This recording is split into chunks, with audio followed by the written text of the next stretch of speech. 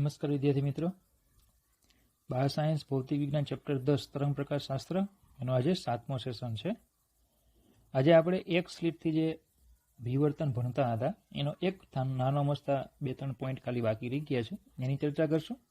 અને એક સ્લિટ વિવર્તન ભાતને કઈ રીતે જોવી એના નાના મસ્તા પ્રયોગની વાત કરીને 2 દાખલા ગણીશું. ચાલો તો 2 સ્લિટ વડે થતી વ્યતિકરણ અને વિવર્તન ભાત વિશે સમજૂતી આપો. શું કહે છે તમને? 2 સ્લિટ વડે થતું વ્યતિકરણ અને વિવર્તન. આપણે જે ભણી ગયા ને એમાં એક સ્લિટ હતી, આવી રીતે આપણે એક સ્લિટ રાખેલી હતી. હવે કેટલી સ્લીટું છે? 2 સ્લીટું છે. ભાઈ આ રીતે ધારો કે 2 સ્લીટ રાખેલી હોય, બરાબર. તો બંને સ્લીટ વચ્ચેનું અંતર જેને ડી કહેવામાં આવે અને સ્લીટની પહોળાઈ જેને એ કહેવામાં આવે, અને અહીંયા છે પડદો. તો એમાં આપણને પડદા ઉપર હવે કેવી ભાત જોવા મળશે? તો જો 2 સ્લીટ હોય, 2 સ્લીટથી શું થાય? વ્યતિકરણ. અને એક સ્લીટ હોય તો આપણે શું લઈએ છીએ? વિવર્તન. તો પછી અહીંયા એક સ્લીટને કારણે વિવર્તન તો થશે જ ને, 2 સ્લીટ ભેગી હોવાથી વ્યતિકરણ પણ જોવા મળશે. તો આપણને પડદા ઉપર કેવી ભાત જોવા મળશે એની આપણે ચર્ચા કરવાની છે, બરાબર. તો 2 સ્લીટના પ્રયોગમાં પડદા પરની ભાત દરેક સ્લીટ અથવા છિદ્રને કારણે મળતા એક સ્લીટ વિવર્તનના એક સ્લીટ વિવર્તનના સંપાતીકરણને અને 2 સ્લીટથી મળતા વ્યતિકરણને કારણે હોય. અને પડદા ઉપર જે ભાત છે તે એક સ્લીટનું જે વિવર્તન થાય એનું સંપાતીકરણ, કારણ કે બંને સ્લીટો વિવર્તન કરશે, એનું શું થશે? બંને સ્લીટોનું વિવર્તનનું સંપાતીકરણ થશે. અને બંને ઇન્ડિવિજ્યુઅલ ઉદ્ગમ તરીકે લઈએ તો વ્યતિકરણ થાય. તો એનું આખું શું જોવા મળશે? પરિણામી અસર પડદા ઉપર મળશે, બરાબર. ચાલો તો એ આકૃતિ તમને અહીંયા આપી છે કે પડદા ઉપર કેવી ભાત જોવા મળે. તો જો આ જે આવરણ જેવો ભાગ છે ને, આવરણ આવડો આ જે ભાગ તમને દેખાય આવરણ વાળો આવો, એ કોની રચના છે? વિવર્તન. એ શું છે? વિવર્તન. અને વિવર્તનની અંદર આ જે ભાગ તમને દેખાય એ શું છે? વ્યતિકરણ. વ્યતિકરણમાં આપણે આવું જોવા મળ્યું હતું. તો એ કોને લીધે છે? વ્યતિકરણ. તો એ બંનેનું પરિણામી થાય એટલે આપણને પડદા ઉપર આવી ભાત જોવા મળે, બરાબર. તો જો આકૃતિમાં એક પહોળી વિવર્તન ટોર્ચ દર્શાવી છે. આ જે પહોળી છે વિવર્તન ટોર્ચ બતાવી છે, એટલે મધ્યસ્થ અધિકતમ, જેમાં 2 સ્લીટથી મળતા વિવર્તનને કારણે મળતી ઓછી પહોળાઈની ઘણી બધી સલાખાઓ આવેલી છે, બરાબર. 2 સ્લીટથી જે વિવર્તન મળે એને કારણે જે સલાખાઓ મળે એની ઓછી પહોળાઈની ઘણી બધી સલાખા, એટલે કે આ જે સલાખાઓ છે તે એની અંદર આવેલી છે. આપેલ પહોળી વિવર્તન ટોચમાં આવેલ વ્યતિકરણ સલાખાઓની સંખ્યા, કે ભાઈ આમાં વ્યતિકરણ સલાખાઓ કેટલી આવશે? 1, 2, 3, 4 કેટલી આવશે? એની સંખ્યા D/A ગુણોત્તર પર આધારિત છે. એની પર આધારિત છે? D/A ગુણોત્તર ઉપર તે આધારિત છે, બરાબર. ચલો ડી એટલે શું? તો કે ડી એટલે આપણે હમણાં અહીંયા કીધું કે ડી એટલે 2 સ્લીટો વચ્ચેનું અંતર અને એ એટલે સ્લીટની પહોળાઈ. તો ડી એટલે 2 સ્લીટો વચ્ચેનું અંતર અને એ એટલે સ્લીટની પહોળાઈ. એના ખૂબ જ નાના મૂલ્ય માટે વિવર્તન ભાત ખૂબ જ સપાટ બને છે. એટલે કે સ્લીટની પહોળાઈ તમે ખૂબ નાની રાખશો, સ્લીટની પહોળાઈ ખૂબ નાની રાખશો તો વિવર્તન ભાત કેવી બનશે? સપાટ બનશે. સપાટ બનશે મતલબ કે ધારો કે અહીંયા આપણને જે આ ભાત જોવા મળી છે એની જગ્યાએ ભાત આવી જોવા મળશે, બરાબર. ભાત કેવી થાય? આમ સપાટી છે એને સપાટ બનવા મળશે, બરાબર. તો એનું ખૂબ નાનું મૂલ્ય હશે તો આપણને એવું જોવા મળશે, બરાબર. તો બહુ એટલી બધી પણ આઈએમપી નથી, પણ એક નાનો મસ્તો પોઈન્ટ છે એટલે મેં આમાં ધ્યાનમાં લીધું. હવે 2 સ્લીટના પ્રયોગમાં જો એક સ્લીટને બંધ કરીએ તો શું થાય? આપણે જે સ્લીટ ભણી ગયા હમણાં 2 સ્લીટની, એ 2 સ્લીટો જે છે એમાંથી ધારો કે હું એક સ્લીટને બંધ કરી દઉં, ધારો કે આને આપણે બંધ કરી દઈએ, તો હવે પડદા ઉપર શું જોવા મળે એની ચર્ચા કરવાની છે. 2 સ્લીટનો પ્રયોગ આપણે કરીએ છીએ, એમાં એક સ્લીટને આપણે બંધ કરી દઈએ તો શું જોવા મળે? તો જો એક સ્લીટ બંધ કરી દઈએ તો વિવર્તન ભાત એક સ્લીટની જેમ જ વર્તે. તો હવે એક જ સ્લીટ છે અને એક સ્લીટથી શું થાય? વિવર્તન. હવે આપણી પાસે એક સ્લીટ હોવાથી પડદા પર એક સ્લીટ વિવર્તન ભાત રચાય. પડદા પર શું રચાશે?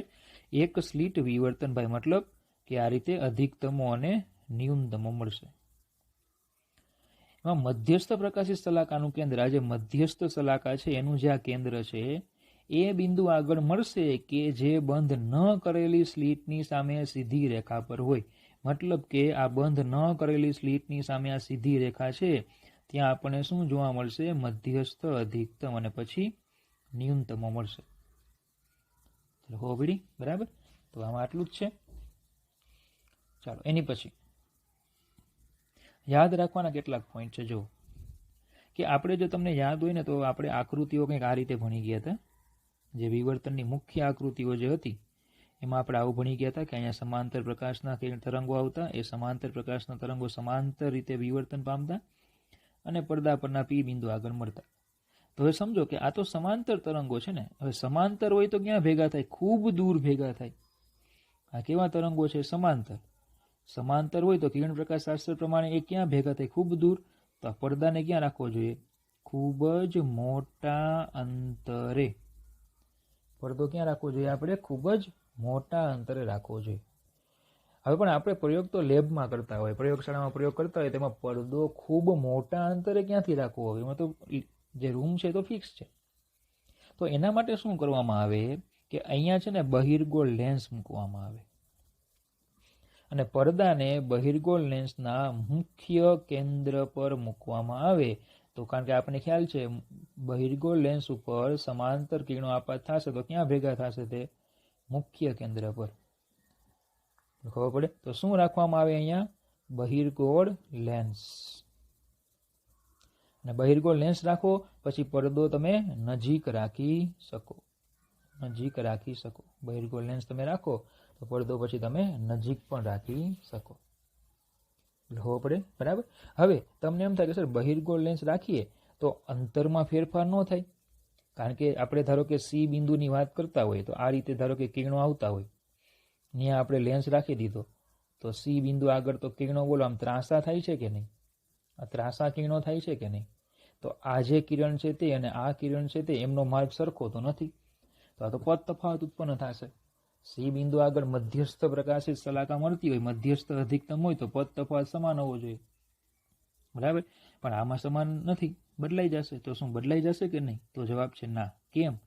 તો જો ધારો કે આપણે આ ત્રણ કિરણોને ધ્યાનમાં લઈએ. બરાબર. તો જે કિરણ હવામાં વધારે અંતર કાપે, જો આ જે કિરણ છે આપણું, આ કિરણ છે એને હવામાં આટલું અંતર કાપ્યું, એટલે બોલો વધારે અંતર કાપ્યું આને. બરાબર. એ અહીંયા માધ્યમમાં કેટલું અંતર કાપે છે? ઓછું.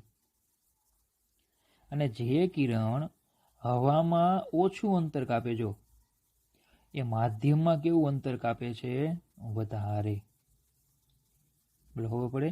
તો શું કહી શકીએ આપણે કે જે કિરણ હવામાં જે કિરણ વધારે અંતર કાપશે તે લેન્સના માધ્યમમાં ઓછું અંતર કાપે અને હવામાં જે કિરણ ઓછું અંતર કાપે તે લેન્સના માધ્યમમાં વધારે અંતર કાપે અને પરિણામે આનો પથ તફાવત એટલે કે પથ કેવો રહેશે? પથ સમાન જ રહે છે. પથ કેવો રહે છે? સમાન. ખબર પડે? બરાબર. એટલે પદ તફાવતને કંઈ ફરક પડે નહીં. તો જો યાદ રાખવાની છે બાબતો તમારે કે સ્લીટ પછી બહિર્ગોળ લેન્સ મૂકી અને પડદાને તેના મુખ્ય કેન્દ્ર પર મૂકીને પણ વિવર્તન ભાત મેળવી શકાય છે. લેન્સ એ સમાંતર કિરણપુંજમાં કોઈ વધારાનો પદ તફાવત ઉમેરતો નથી. આ રચનાને કારણે પડદાને દૂર મૂકવા કરતાં આ કિસ્સામાં તીવ્રતા વધારે મળે છે. કારણ કે પડદો તમે નજીક રાખો એટલે સીધી વાત છે કે તીવ્રતા કેવી થાય? વધે. ધારો કે કોઈ બલ્બ છે, બરાબર, એ બલ્બ છે, તમે એ બલ્બને દિવાલની નજીક રાખો અને પછી દૂર લેતા જાઓ એટલે દિવાલ ઉપર તીવ્રતા કેવી થતી જશે? ઘટતી જશે. એટલે જો પડદો નજીક રાખશો તો તીવ્રતા કેવી મળશે? વધારે. લઈ જાય અધિકતમો અને ન્યૂનતમો મળશે ને તીવ્રતા કેવી મળશે? વધારે મળશે. બરાબર. ચાલો એની પછી છે વિવર્તન ભાતમાં મધ્યસ્થ અધિકતમની કોણીય પહોળાઈ કે રેખીય પહોળાઈનું સૂત્ર મેળવો. ચાલો મધ્યસ્થ અધિકતમની કોણીય પહોળાઈ કે રેખીય પહોળાઈ. હવે સમજો કે ધારો કે એક સ્લીટથી થતા વિવર્તનને આપણે ધ્યાનમાં લઈએ કે અહીંયા આપણે પડદો રાખેલો છે, આ રીતે આપણને વિવર્તન ભાત જોવા મળે છે. તો આ જે છે એ શું છે? આપણું મધ્યસ્થ અધિકતમ. મધ્યસ્થ અધિકતમ. અને આ શું છે આપણું પ્રથમ ન્યૂનતમ, પ્રથમ ન્યૂનતમ, આ પણ પ્રથમ ન્યૂનતમ, બરાબર, એટલે કે આ આપણું P0 બિંદુ છે. તો મધ્યસ્થ અધિકતમની પહોળાઈ એટલે આટલી પહોળાઈ થાય. મધ્યસ્થ અધિકતમની પહોળાઈ એટલે એમ કહેવાય કે બે પ્રથમ ન્યૂનતમો વચ્ચેનું અંતર. તો આને અહીંયાથી તમે જોઈન્ટ કરો તો બોલો આ જે આવશે એ મધ્યસ્થ અધિકતમની પહોળાઈ થાય. ધારો કે હું આને x કહી દઉં તો સમમિતિ પ્રમાણે આ પણ x જ થાય. તો આ ખૂણો θ હોય તો આ ખૂણો પણ θ થાય. તો મધ્યસ્થ અધિકતમની કોણીય પહોળાઈ એટલે 2θ કુલ ખૂણો, અને રેખીય પહોળાઈ એટલે 2x. બરાબર, એના સૂત્રો મેળવવાના છે. ચલો, આ છે પડદાથી સ્લીટનું અંતર, આપણે બહિર્ગોળ લેન્સ રાખ્યો હોય એટલે એપ્રોક્સિમેટલી f, અને આ જે છે એ સ્લીટની પહોળાઈ. તો ચલો, મધ્યસ્થ અધિકતમની કોણીય પહોળાઈ કે રેખીય પહોળાઈ એટલે બે પ્રથમ ન્યૂનતમો વચ્ચેનું અંતર, બે પ્રથમ ન્યૂનતમો વચ્ચેનું અંતર એટલે એની રેખીય પહોળાઈ અથવા કોણીય પહોળાઈ.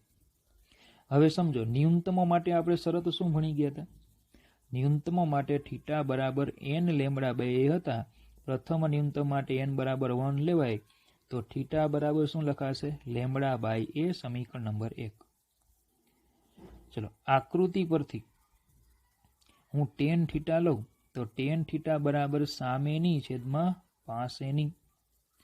બરાબર, આકૃતિમાં તમે જોઈ શકો tan θ, અહીંયા આ ત્રિકોણ લઈ લો, tan θ એટલે સામેની છેદમાં પાસેની. નાના ખૂણા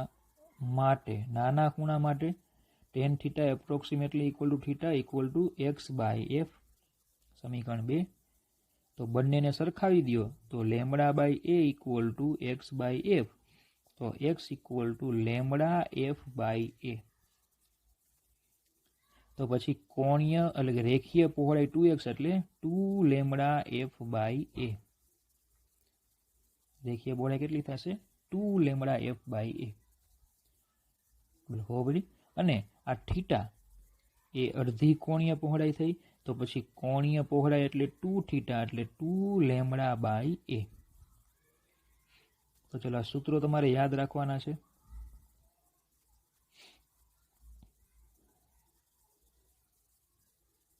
બરાબર, 2θ એટલે 2 લેમ્બડા બાય a અને 2x એટલે 2 લેમ્બડા f બાય a. રેખીય પહોળાઈ અને કોણીય પહોળાઈના આ રીતે આપણને સૂત્રો મળે. ચલો, હો પડી. ઓકે, ચાલો, એની પછી છે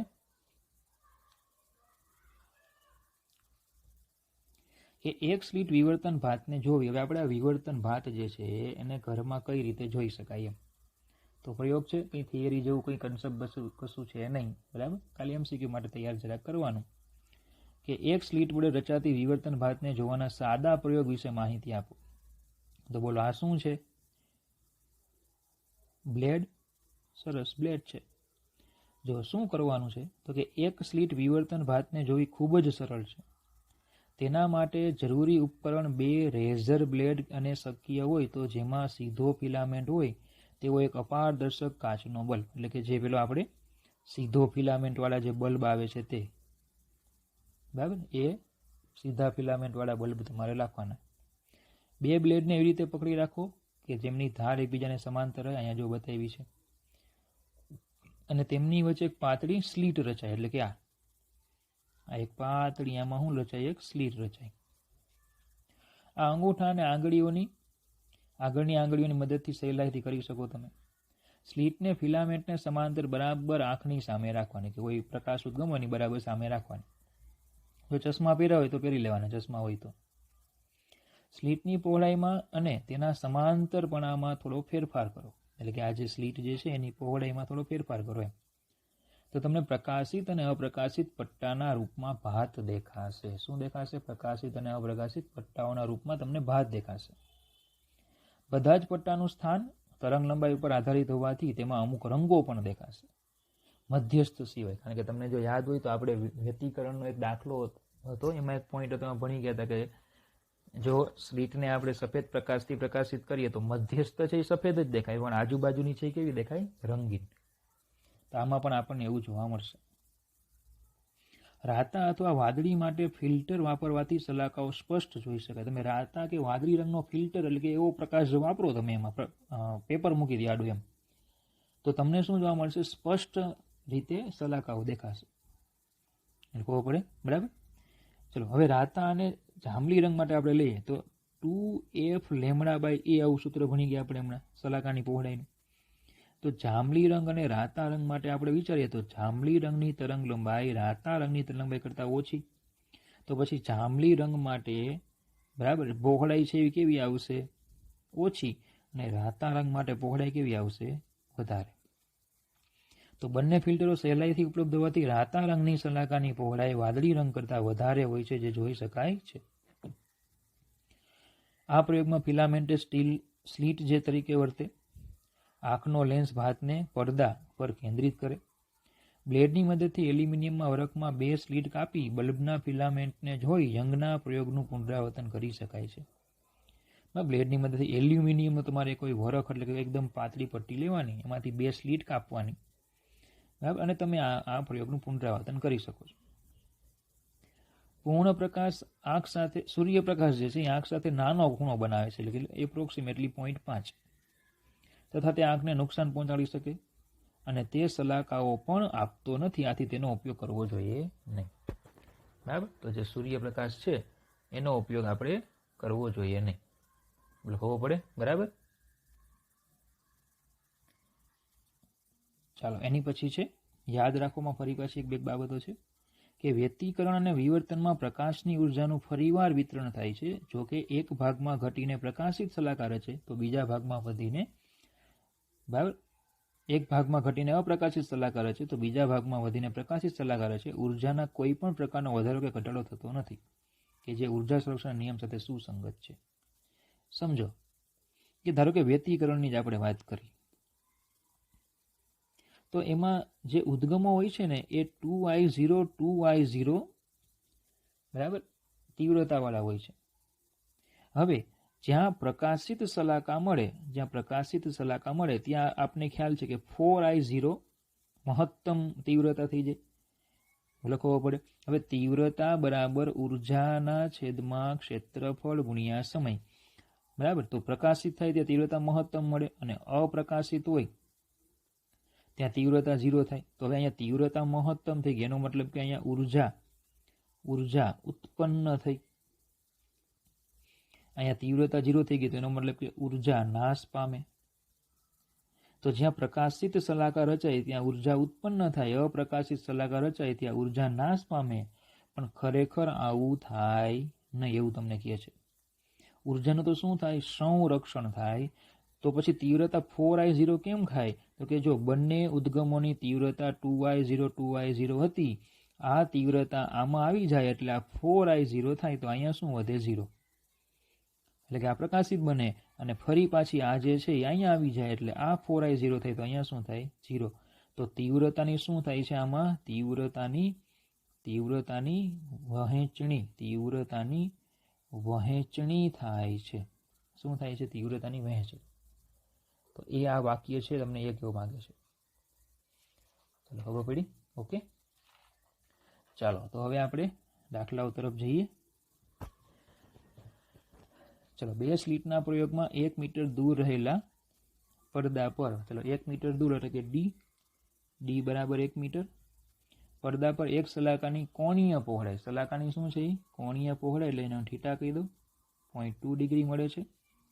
વપરાયેલ પ્રકાશની તરંગ લંબાઈ એટલે કે લેમ્બડા 600 નેનોમીટર છે, એટલે 6 × 10⁻⁷ મીટર.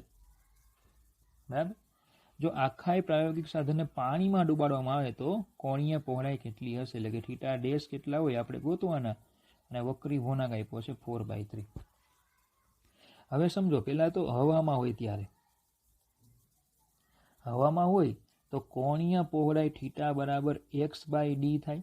દાખલા તરીકે ધારો કે આપણે આ રીતે અહીંયા સ્લીટ રાખેલી હોય તો ત્યાંથી અહીંયા આટલું સ્થાનાંતર થાય, તો આ જો થીટા હોય, આ x હોય, આ d છે, તો થીટાને કોણીય પહોળાઈ કહેવાય. કોઈ પણ સ્લીટ માટે કોઈ પણ ભાત માટે થીટા એ શું થાય? કોણીય પહોળાઈ થઈ જાય એની. બરાબર. તો theta equal to x by d. ચલો થીટા ઇક્વલ ટુ આપણે એક્સનું સૂત્ર ભણી ગયા છીએ કે લેમડા ડી બાય ડી પદ તફાવતવાળું લેમડા ડી બાય ડી. તો theta equal to lambda by d. ચલો આને કહી દો સમીકરણ નંબર 1. હવામાં હોય ત્યારે. ચલો હવે પાણીમાં હોય ત્યારે સલાકાની પહોળાઈ એટલે થીટા ડેશ. બરાબર. ચલો સેમ સૂત્ર આવે એક્સ બાય ડી. તો theta dash equal to lambda dash બરાબર બાય ડી. સીધું આની જેવું લખી નાખું. બરાબર. એટલે કે તમે એક્સની કિંમત શું મૂકી શકો અહીંયા? Lambda dash d by D એટલે આવશે lambda dash by d. Lambda dash એટલે માધ્યમમાં તરંગ લંબાઈ. જો તમને યાદ હોય તો તમને બરાબર આવું સાબિત કર્યું હતું આપણે કે માધ્યમમાં તરંગ લંબાઈ એ શૂન્ય અવકાશમાં હોય એના એનમાં ભાગની થાય. તો lambda dash equal to lambda by N into D. ચલો theta dash equal to lambda by D એટલે સમીકરણ 1 ઉપરથી થીટા, તો થીટા બાય એન. તો theta dash equal to theta કેટલો છે આપણો 0.2 અને એન છે 4/3 એટલે થીટા ડેશ તમને મળી જશે 0.15 ડિગ્રી. બરાબર. તો ઇઝી દાખલો છે. હવામાં હોય તો થીટા એક્સ બાય ડી લખાય. એક્સ એટલે લેમડા ડી બાય ડી. સૂત્ર આપણે કર્યું છે, સાબિત કર્યું છે પદ તફાવતનું. તો theta equal to lambda by d. ચલો ખબર પડી? ઓકે.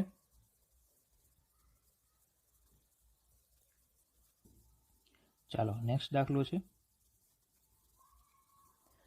એવું આપ્યું છે કે બે સ્લીટ વચ્ચેનું અંતર 1 મિલીમીટર છે. બરાબર. બે સ્લીટ વચ્ચેનું અંતર તમને આપ્યું છે એટલે કે સ્મોલ ડી 1 મિલીમીટર એટલે એ થઈ જશે 1 × 10⁻³ મીટર. બરાબર. પડદો 1 મીટર દૂર છે એટલે કે કેપિટલ ડી 1 મીટર. જ્યારે 500 નેનોમીટર તરંગલંબાઈનો બ્લુ ગ્રીન પ્રકાશ એટલે લેમડા છે 500 નેનોમીટર તરંગલંબાઈનો બ્લુ ગ્રીન પ્રકાશ વાપરવામાં આવે ત્યારે દરેક સ્લીટની પહોળાઈ કેટલી હોવી જોઈએ કે જેથી મધ્યસ્થ અધિકતમમાં બે સ્લીટ ભાતના 10 મહત્તમો મળે. હવે જોજો, આપણે બે સ્લીટના પ્રયોગમાં શું ભણી ગયા હતા કે આ મધ્યસ્થ અધિકતમ છે, આ ન્યૂનતમો છે. પછી આમની અંદર આપણે વિવર્તન ભાતની સલાકાઓ મળતી હતી આ રીતે. બરાબર. તો આપણે આ દાખલામાં શું કહે છે કે સ્લીટની પહોળાઈ કેટલી હોવી જોઈએ એટલે કે એ કે જેથી એક સ્લીટની ભાતમાંની મધ્યસ્થ અધિકતમમાં બે સ્લીટ ભાતના 10 મહત્તમો આવે એટલે આવા શું આવે? કેટલા આવશે? 10. એના માટે સ્લીટની પહોળાઈ કેટલી રાખવી જોઈએ કે ભાઈ એમાં કેટલા મહત્તમો આવી જાય? 10. લખવું પડે. બરાબર. તો ચલો યંગના પ્રયોગમાં આપણે xn નું સૂત્ર ભણી ગયા હતા. xn equal to n lambda d by D.